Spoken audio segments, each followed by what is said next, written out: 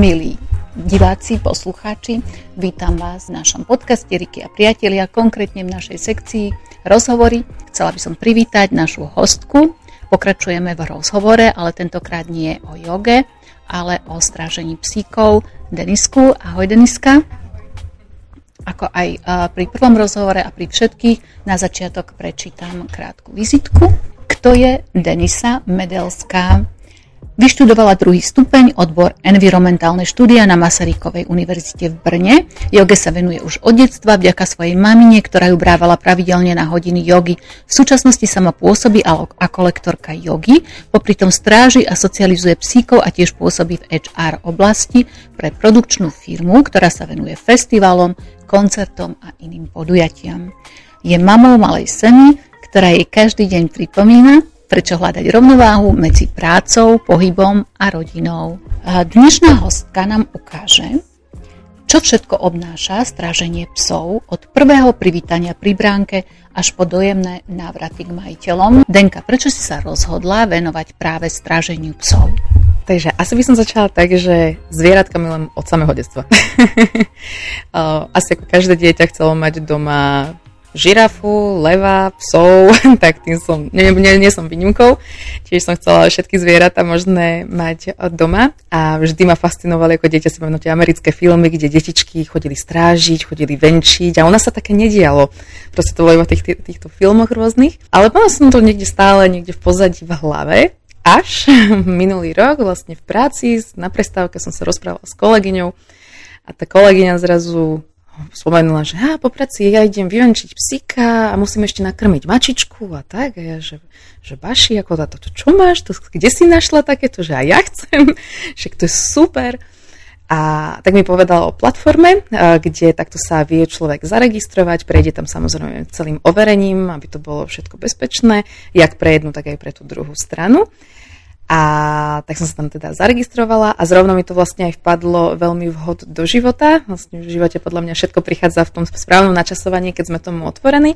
Bol to aj zrovna čas, kedy ja som dávala výpoveď v práci, kedy som sa rozhodla, že idem teda tou svojou cestou jogy, ale vieme, že začiatky bývajú nie úplne vždy najľahšie, takže som si to potrebovala samozrejme aj finančne nejak vykompenzovať, takže som vlastne v tomto videla niekoľko benefitov od tých finančných po splnení detských snov, plus tým, že ak si pekne spomínala, že mám dcerku, ktorá by tiež chcela samozrejme všetky zvieratá, teraz máme obdobie tučňaka momentálne. Tak vždy chcela samozrejme aj havinka, takže vnímam to ako krásny kompromis pre ľudí, možno inšpirácia pre vás, pre ostatných, že keď nemôžete mať domáce zvieratko, tak viete takto postrážiť vlastne havinka, chodiť krmiť mačičky a to dieťa aj okúsi, čo to je, mať reálne zviera doma, akú zodpovednosť to prináša, ale zase aj vidí tú krásnu stránku, čo to zviera ti vie ponúknuť, akú lásku. Takže takto som sa k tomu dostala. Zodpovedala si mi aj ďalšiu otázku, že čo vlastne táto práca alebo toto hobby ti prináša? Aké typy zvieratiek alebo psíkov strážiš? Je to nejako obmedzené? Tá platforma sa vlastne venuje, je tam stráženie zvierat, ale väčšinou ide o psy a mačky. Mačky samozrejme nechodia k tebe domov, oni nemajú radi, keď sa mení prostredie, oni majú radi to svoje teritorium, čiže v tom prípade ja chodím k danému majiteľovi a tam ide o čistenie toalety, krmenie a zahranie sa samozrejme s mačičkou. A čo sa týka psíkov, tak tí väčšinou sú u mňa. Zatiaľ som nemala človeka, ktorý, vlastne jeden mi teraz prednedávno volal, že si chcel havinka nechať u seba, ale väčšina chodí samozrejme ku mne, je to komfortnejšie podľa mňa aj pre toho psa a aj pre nás samotných. Inak iné zvieratka ešte je tam, sú tam že papagáje a podobne, ale ja zostávam verná štvornohým živočíchom. Je jedno, aké je to plemeno? Alebo máš vyhradené plemená menšie, väčšie, ktoré strážiš? Za mňa by to mohli byť hociaké plemená, ale musím brať do úvahy aj to, že máme menší byt, bývame v paneláku a že mám dcéru. Takže sa zameriavam skôr na malé až stredné plemená. A z veľmi jednoduchého teda dôvodu, sme v paneláku a predsa len ak by došiel nemecký ovčiak, tak si to úplne že neviem predstaviť.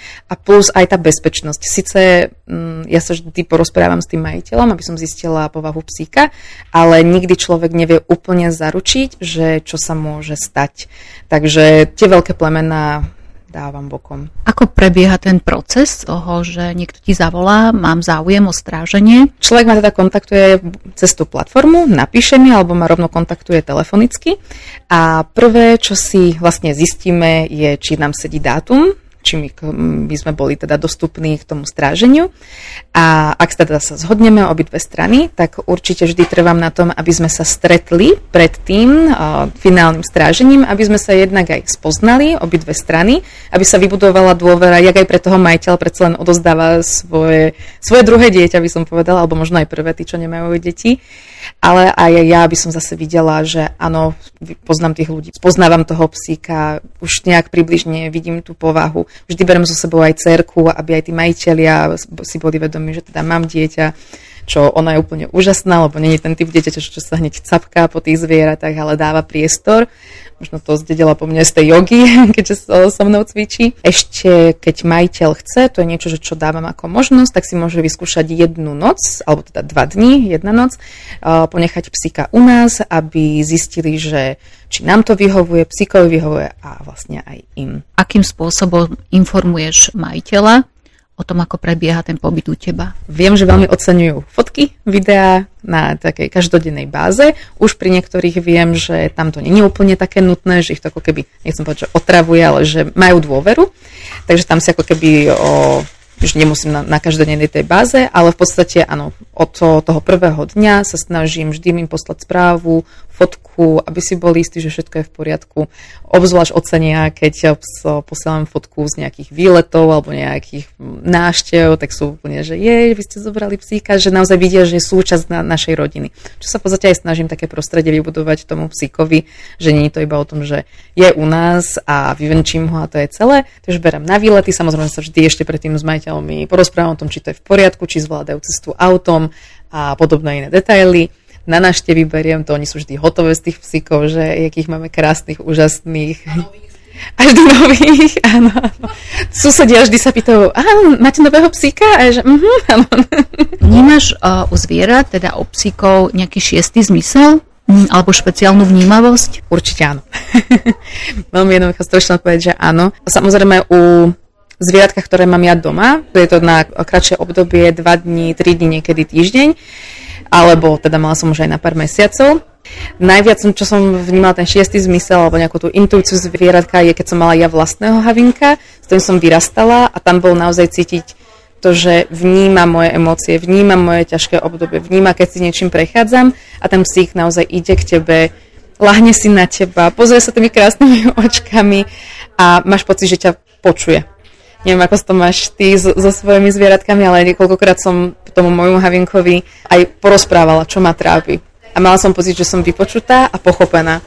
Takže určite vnímam, že tie zvieratka cítia, čo sa s nami deje. Ako je to s citovým previazaním? Keď si napríklad mala psíka, ktorého si strážila niekoľko mesiacov, tak aké bolo to lúčenie? Alebo ako si vedela tie stanoviť hranice? To bolo ťažké. To bol náš prvý havinko, ktorého sme vlastne mali a hneď sme ho mali takto na dlhšie obdobie. A zhodou náhodou ešte sa aj podobal na plemeno, ktoré ja som mala ako dieťa. Ja som mala koko španiela amerického. No prirastol nám veľmi k srdiečku. Ešte vlastne aj tí majitelia prví, s ktorými sme komunikovali, tak sme zistili, že sa poznáme od detstva, len kontakty sa stratili, takže to bolo veľmi pekné a veľmi prvá skúsenosť, fakt, že nádherná. Je to také, že možno aj vďaka tej joge, a to zase asi budem musieť prepojiť, že sa snažím byť v tom prítomnom okamihu, tak si užívam, keď ten psík je u nás. Berem ho ako maximálnu súčasť, ale keď odchádza, berem to tiež ako súčasť. Že ide tam, kde on patrí k tým svojim majiteľom, k svojej rodine a je to úplne v poriadku. A v podstate s každým jedným majiteľom som v kontakte.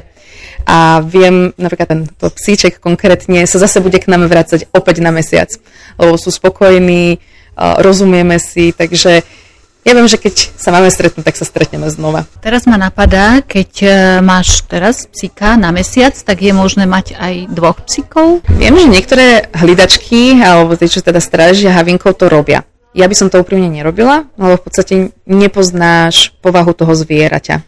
Možno jedného psa už by som mala dlhšie a už ho cca poznám, ale nepoznám toho druhého psa, ako by zareagoval. Takže určite by som do toho ja nešla. už z bezpečnosti aj nás samotných, ale aj tých havinkov. Teraz mi presrať nejaký vtipný príbeh alebo situáciu, ktorú si zažila. Tak ma napadá asi posledného havinka, čo sme mali. Bolo to veľmi narýchlo. Si pamätám, bola som v práci, zavolali mi nejaké cudzie číslo, že potrebujeme urgentne pomôcť, moja žena rodí a nemáme kam dať psa. A ja, že jasne, síce sa mi to nejak nehodilo, ale bola som taká, že pomôžem, ja sama mama, viem, aké to je, keď ideme rodiť, proste veľký deň pred nami. Takže jasne, tak sme to nejak vybavili, proste cez 3 ľudí sme doručili toho psa ku mne domov. Ale tým pádom sme nemali nejaký priestor komunikovať o tom psíkovi. A takže bolo to tak ako keby mačka vo veci, neviem, čo mi príde. Ale bol úplne úžasný, taký oriešok v podstate. A čo sa dialo, to on bol u nás 3 dní, myslím, že 3 dní. On mal neskutočné úzkosti, plakal, my sme nemohli ísť na vecko, museli sme otvoriť dvere a on sa hneď vtisol medzi nohy.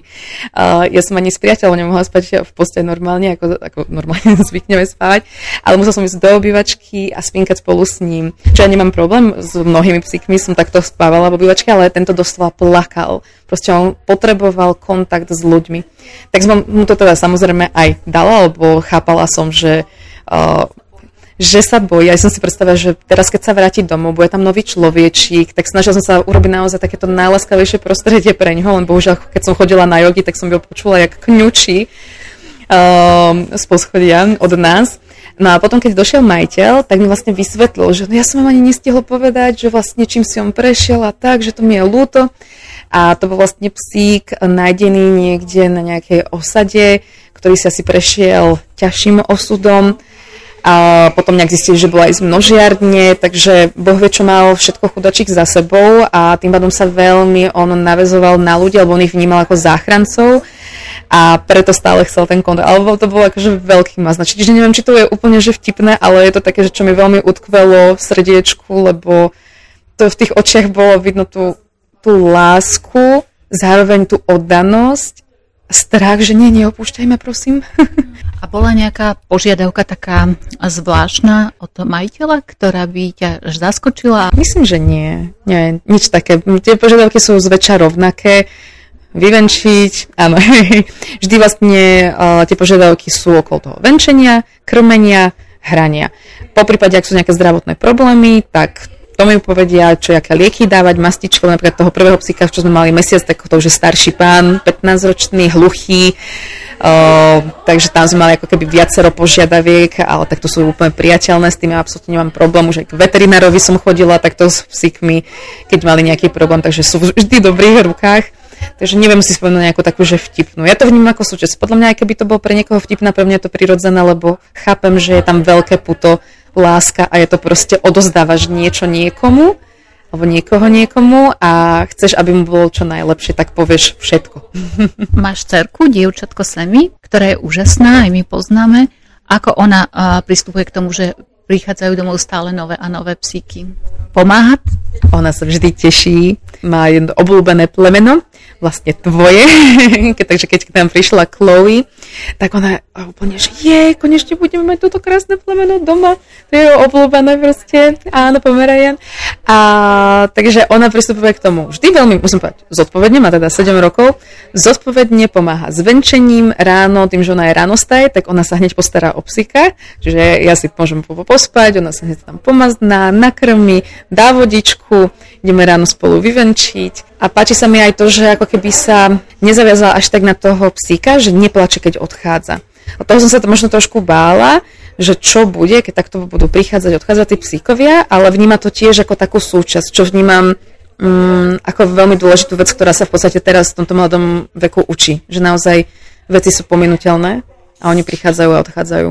Kde ťa môžu ľudia nájsť, lebo viem, že cez tú platformu som aj ja teba našla, ale taktiež aj pomimo, keby ľudia chceli ťa napriamo kontaktovať. Takže oficiálna platforma je teda hlidačky.sk, kde môžu nájsť množstvo aj iných, aj na rôzne iné špecializované veci. A inak teda na Instagrame, čiže Denny s y.nisa. Čiže to ako moje meno Denisa, len s bodkou medzi. Denka, ďakujem, že si nás zobrala do takého radostného sveta zvieratiek a stráženia psíkov a dala aj nádej ľuďom, ktorí to ani tak nepoznali, alebo momentálne hľadajú niekoho, komu by zverili svojho maznačíka, takže ďakujem veľmi pekne. A ak sa vám rozhovor páčil, tak ho zdieľajte, dajte odber. Ďakujeme za vašu priazeň a tešíme sa na budúce.